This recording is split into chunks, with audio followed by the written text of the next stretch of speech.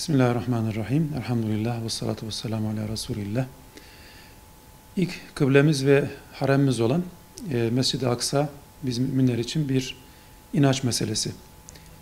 Cenab-ı Allah Celle Celaluhu'nun bereketin merkezi olarak müjdelediği ve etrafının da bereketli olduğunu söylediği bu coğrafyanın mensubu olarak aslında ve uzun zamandır da müminler olarak buranın hadimi olarak bugün esaret altında olması elbette ki bizleri son derece üzüyor ve bu yönüyle de üzerimize bir sorumluluk yüklüyor. Kudüs, Mescid-i Aksa'yı barındırması açısından özellikle son derece önemli. Peygamberlerin aleyhisselam ve onların izinden giden salihlerin uzun yıllar boyunca gittiği, ziyaret ettiği, bulunduğu ve orada olmak istediği bir coğrafyadan bahsediyoruz aslında. Kudüs deyince orada Müslümanların yıllarca yapmış olduğu, inşa etmiş olduğu eserler de var. Tarihi ve kültürel bağlarımız da o coğrafyayla son derece sağlam. Peygamber Efendimiz Aleyhisselatü Vesselam'ın irşadıyla sahabelerden başlayarak sonraki gelen Müslüman nesiller hep Kudüs'e gitmek, orada bulunmak, Mescid-i Aksa'da bulunmak istemişler. Efendimiz Aleyhisselatü Vesselam hadis-i şeriflerinde buyurduğu üzere oraya gidin, orada namaz kılın. Eğer namaz kılamazsak ne yaparız dendiği zaman da namaz kılamazsanız oraya gidecek zeytinyağı gönderin. Orada yakılmak üzere zeytinyağı gönderin diyor Peygamber Efendimiz Aleyhisselatü Vesselam. Böylece aslında müminler ile Kudüs arasında ve Mescid-i Aksa arasında bir gönül köprüsü, her şeyden önce bir mana köprüsü, bir anlam köprüsü aslında inşa etmek istiyor. Peygamberin idrakinde, onun perspektifinde Kudüs bu açıdan çok çok önemli. Çünkü kendisi de malumunuz Mekke'de kaldığı yıllar boyunca ve Medine'de hicret ettikten sonra 17 ay boyunca Kudüs'e, Mescid-i Aksa'ya dönerek namaz kılmış. Kıble olarak orayı Peygamber Efendimiz Aleyhisselatü Vesselam belirlemiş. Tabi Allahu Teala ne zaman ki Mescid-i Haram'a dön deyince Mescid-i Haram'a yani Mekke'ye Peygamber Efendimiz yöneldi. Oraya döndü. Dolayısıyla müminler açısından tarihi olarak bugün yaşayan Müslümanlar açısından tarihi olarak orası vazgeçemeyeceğimiz bir parçamız. Gönlümüzün, kalbimizin sürekli rapt olduğu bir yer. Orada bir haremimiz var. Bugün itibariyle de kutsal kabul edilen bir haremimiz var. Ziyaret edilmesi tavsiye edilen, namaz kılınması tavsiye edilen bir haremimiz var. Gidildiği zaman, ziyaret edildiği zaman yine Peygamber Efendimizin müjdesinde olduğu üzere oraya hiçbir başka maksat gütmeksizin giden ve ziyaret eden kimse annesinden doğduğu gibi tertemiz olur diyor. Bu yönüyle bakıldığı zaman da yani Mekke'deki harem ile oradaki arasında aslında statü olarak bir ortaklık ve benzerlik var. Bu yönüyle de Müslümanların kıyamete kadar o coğrafyadan ve oradaki emanetlerden, o manalardan vazgeçebilmesi mümkün değildir. Muhakkak tarihin her aşamasında Müslümanlar orada olacak ve bulunacaklar ve oradaki emanete sahip çıkacaklardır. Nitekim tarih boyunca da buradaki zulüm dönemleri hep istisna olmuş. Gelmiş, kısa bir süre kalmış, sonra salih kullar buraları gelmişler ve devralmışlar. Cenab-ı Allah'ın işte buralara ancak salih kullar mirasçı olacaktır dediği gibi. Bugün de işte 106 yıldır Kudüs işgal altında, Mescid-i Aksa muhasara altında. Ne yazık ki Siyonistlerin ve onların destekçisi olan küresel emperyalist güçlerin kuşatması altında. Birçok tabi burada parametre var aslında bu 106 yıllık süreç içerisinde. Buranın kuşatma altında olması, muhasara altında olması, hatta bazı yerleri ilhak etmiş olmaları, yani Kudüs'ün dairesine dahil olan, oradaki bereket havzasına dahil olan yerleri zorla ve cebren ilhak etmiş durumda oradaki Siyonist güçler, işgalciler. Ve sadece ilhakla da kalmıyor, tabi oradaki halklara bugün yaptığı gibi Müslümanlara zulmediyor, cevrediyor ve onları katlediyor. Yine tarih boyunca göstergelemiş olduğu birçok melaneti, birçok zulmü, mezalimi orada ne yazık ki sergiliyor. Tabii bugün yaşayan müminler olarak ister istemez kendimize şu soruyu soruyoruz. 106 yıl önce burası bir şekilde elimizden çıktı. Burası işgal edildi. Önce İngiliz mandasına girdi. Sonra kontrollü bir şekilde Yahudiler buraya yerleştirildi. Öteden beri aslında planlamış oldukları bir proje bu.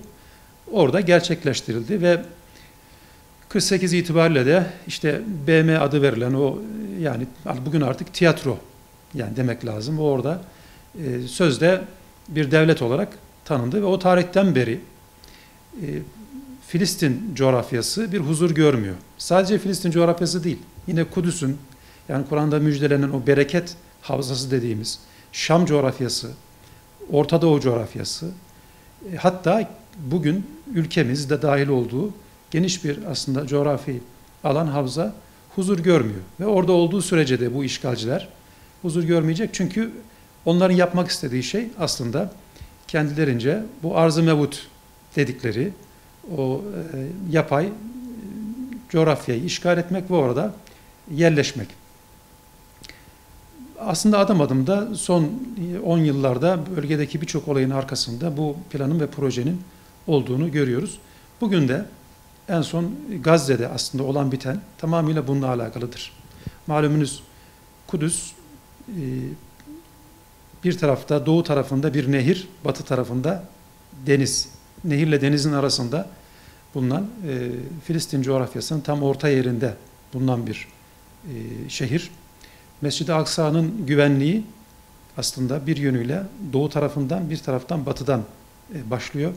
Batıda da Gazze şeridinden başlıyor. Yani Gazze bölgede Kudüs'ün güvenliği açısından son derece önemli. O yüzden burada bugünkü bu mücadelenin olmasının sebebi Siyonistler işgal etmiş oldukları bu coğrafyada tam hükümran olmak ve bu Nil'den Fırat'a kadar sözde arz-ı mevut projelerini gerçekleştirmek için önlerindeki en büyük engellerden bir tanesi aslında Gazze onlar için. Ve burada yıllardır defalarca işgal etmelerine ve oraya silahlı müdahalede bulunmalarına rağmen hep hüsranla geri çekildiler ve inşallah bu sefer de geri çekilmek ve yenilmek zorunda kalacaklar. Orası dolayısıyla bütün bir ümmet için çok önemli bir müdafaa hattıdır. Bugün işgal edilen bir coğrafyayı kurtarmak müminler üzerine bir sorumluluk olduğu gibi bunun için mücadele etmek, bunun için siyasi, hukuki, diplomatik ve askeri her türlü yöntemle mücadele etmek nasıl üzerine ümmetin vacipse aslında Gazze'de kardeşlerimizin bugün vermiş olduğu mücadelede ümmet adına bir vekalet savaşıdır. Bir vekalet mücadelesidir. Bu itibarla kardeşlerimizin oradaki mücadelesine her bakımdan yardımcı olmak ve destekçi olmak da bizler için son derece önemlidir. Kısaca ifade etmem gerekirse, yani Kudüs ve Mescid-i Aksa Müslümanlar için vazgeçilmez bir bölgedir, bir değerdir, bir manadır. Burayı korumak, kollamak, burayı özgürleştirmek de ümmet üzerine vaciptir. Ve inşallah bugün olmazsa yarın bütün bir ümmet Allah'ın izniyle tıpkı bir zamanlar işte Hazreti Ömer'in gelip burayı özgürleştirdiği gibi, işgalden kurtardığı gibi, sonrasında işte Salatün Eyyubi'nin geldiği gibi, burayı özgürleştirdiği gibi ve ondan sonra buraya hizmet eden birçok komutanların, birçok tabii ki fazıl insanların sadece askeri olarak özgürleştirilmedi. Aynı zamanda İslam kültür ve medeniyetinin de önemli bir merkeziydi Kudüs öteden beri. Bir ilim merkeziydi. Dünyanın birçok coğrafyasından gelen Müslüman alimler buralarda ilim meclisleri oluşturarak ilmin yayılması için çalışıyorlardı. Orada çok önemli medeniyet eserlerimiz var gördüğümüz üzere orada. Bütün bunların inşallah tekrar korunması ve devam ettirilmesi için ümmet muhakkak bir araya gelecek, birlik kuracak ve inşallah orayı özgürleştirecektir. Bugünkü mücadele ve çekilen sıkıntılar aslında bunun müjdesidir. Yani Efendimiz Aleyhisselatü Vesselam ve sahabe-i kiram nasıl Mekke'de zorluk çektiler, işkencelere tabi tutuldular, akla hayale gelmeyecek kendi soydaşları tarafından işkenceler ve zorlamalar yapıldı. Ama nihayette onlar Medine gibi bir devletle müjdelendiler ve orada İslam'ın ilk model toplumunu, devletini vücuda getirdiler. İnşallah bunlar da, bu olup bitenler de bir doğum sancısı ümmet açısından. Evet, oradaki mezalim hakikaten kabul edilmez bir şey. Oradaki yapılan şeyleri insanın aklı hafsalası almaz. Ama tarih boyunca bunu ilk defa yapmıyor. Ne yazık ki Beni İsrail, bu İsrailoğulları. Bu Siyonizm'de onların bugün aslında bir devamı. Küresel bir örgütlü güç olarak bütün insanlığı aslında köleleştirmek isteyen bir çalışmadır, bir projedir. Tarih boyunca buna benzer mezalim çok yapmışlar. Yani baskınlar yapmışlar, insanları katletmişler, masum insanları katletmişler, peygamberleri, salih insanları katletmişler. Onlar kendilerinin yani fıtratlarına, özlerine yakışanı yapıyorlar ve inşallah biz müminler de bize yakışanı ümmet olarak yapmak üzere her alanda, en başta da sivil toplum olarak tabii her türlü tepkimizi ortaya koyacağız. Çalışmalarımızı bu manada merkezileştireceğiz, bir araya getireceğiz ve bir sinerji oluşturacağız ki inşallah Mescid-i Aksa o muhasaradan kurtulsun, Kudüs ve Filistin özgürleşsin. Aslında Kudüs'ün özgürlüğü demek, Mescid-i Aksa'nın özgürlüğü demek, bütün bir ümmetin yeni bir sayfasının açılması ve tekrar o parantez asrın, parantez çağın kapanması, yeni bir çağın açılması anlamına gelecektir inşallah.